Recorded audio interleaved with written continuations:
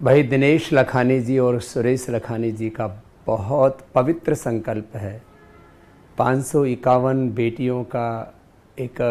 पिता और अभिभावक के रूप में सारे उत्तरदायित्वों का निर्वहन करना। आज के युग में ऐसा दुर्लभ हो गया है कि आत्मवत ऐसे वंचित बालक, एक तरह से जिनके सिर पर से पिता का साया उठ गया हो और उनको पिता के रूप में, अभिभावक के रूप में अत्यंत प्रेम और करुणा के साथ एक आत्मीय परिवार की भावना से उनका संसार बसाना, यह मात्र अपने आप में एक चैरिटी नहीं है, खाली एक धर्म कार्य नहीं है, यह एक तरह से एक ईश्वरीय कार्य है भाई दिनेश जी और सुरेश जी कर रहे हैं। और इसके लिए मारुति इम्पैक्ट्स परिवार का मैं अभिनंदन करता हूँ कि व्यापार तो वो हीरे का करते ही हैं, लेकिन ये जो कार्य है ये सोना चांदी हीरे मोतियों से भी बढ़कर के है, व्यापार से भी बड़ा उपकार का वो काम कर रहे हैं, और वह भी परिवार की भावना से और अपने सनातन मूल्यों के साथ। यद्यपि अलग अलग परिवार की बेटियां हैं, उनकी जो रीति रिवाज हैं, जो रस्में हैं, वो अपनी परंपराओं के अनुरूप संपन्न हो रही हैं, लेकिन सबसे बड़ी बात यह है कि इतने बड़े गौरव के साथ जहाँ देश के प्रधानमंत्री जी से लेकर के अनेक मुख्यमंत्रियों, अनेक राज्यपालों से लेकर के अनेक वरिष्ठ राजनेताओं से लेकर के, एक तरह से मैं उसको यदि आध्यात्मिक भाषा में कहूँ तो राजा ऋषियों से लेकर के और ब्रह्म ऋषियों तक ऐसे बहुत ही पहुँचे हुए जो गुणातीत महापुरुष हैं, साधु संत महात्मा हैं, उनके आशीषों से अभिषिक्त करते हुए, माने यह पल उनके लिए यादगार होगा। जब जिंदगी में ऐसे अवसर आते हैं तो कौन आशीर्वाद देने आया, कौन उनके इस खुशी के मौके पर उपस्थित था। तो देश के शीर्ष महापुरुषों की पावन उपस्थिति में इस कार्यक्रम का संपादन, यह बहुत कुछ कहता है। माने उन्होंने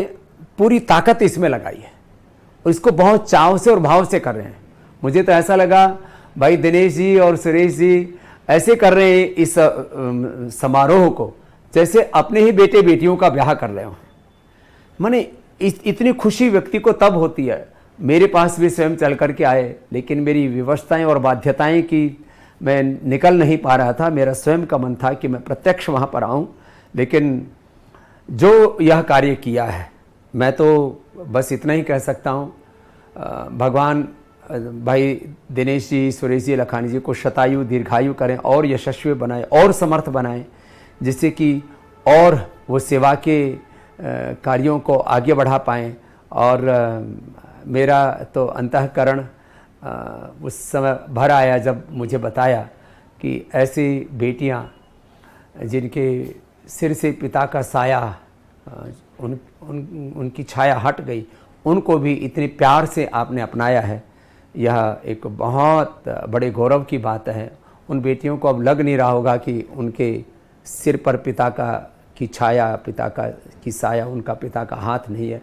उनके पिता और अभिभावक के रूप में जो आपने धर्म निभाया है और सब महापुरुषों की पावन उपस्थिति से इस क्षण को यादगार बनाया है, और लाखों लोग, लाखों भाई बहनों की भागीदारी के साथ,